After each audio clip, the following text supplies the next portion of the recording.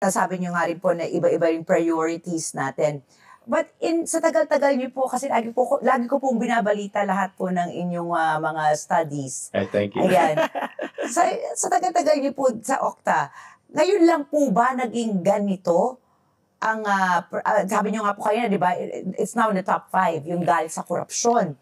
Sa tagal-tagal niyo po ba ngayon yung nakita yung shift? At ano po talaga yung nag-udyok sa ating mga kababayan na ilagay sa top 5 concerns nila? Namulat sa katotohanan. I mean, corruption, aminin na po natin, di ba? Ang corruption naman, ever since, nandito na. Pero ngayon lang po talaga nila naramdaman sa kanilang talagang kaloob-looban talaga, na talaga yung galit na sinasabi ninyo. Ano po yung naging tipping point, kumbaga? Namulat nga sila siguro sa corruption.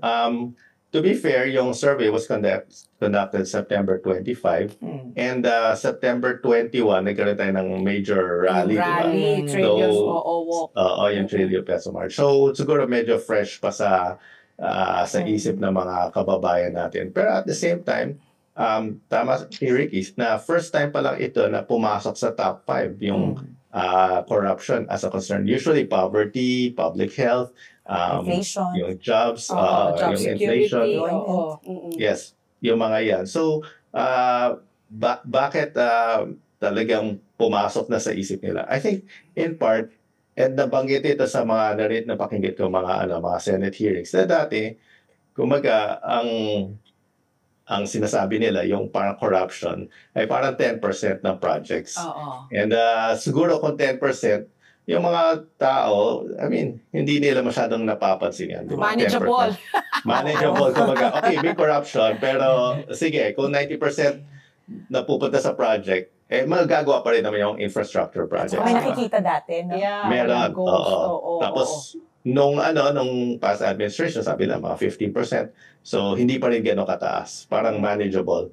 Pero ngayon, grabe, namulat yung mga tao kasi kung 100 million project, 30 million lang pala napupunta sa mismong project, mismo lahat. May ghost pa. Doc Guido, ito ang aking katanungan. Doon ba sa survey ninyo, merong bang katanungan kung anong gusto ng taong bayan mangyari po dito po sa iskandalo na ito? Gusto ba nila may mabitay, ibalik ba ang death penalty, makulong ng 100 taon, ibalik lahat ng pera? Meron ba kayong ganun na katanungan dito po sa naging survey ninyo?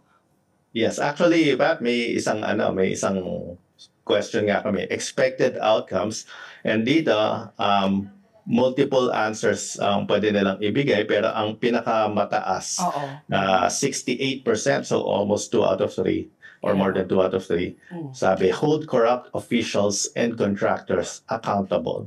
Tapos 58% recovery of lost or misused public funds. Gusto nila ibalik yung pera. And then 58% imprisonment of those proven guilty.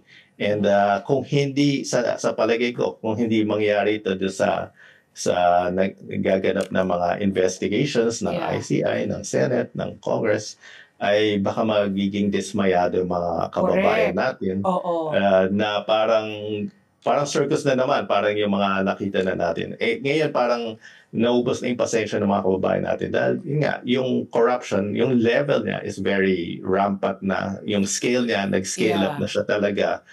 Talagang hindi na, tingin ko hindi na ito makatuwiran no? Hindi na makatuwiran, di ba, Doc Guido?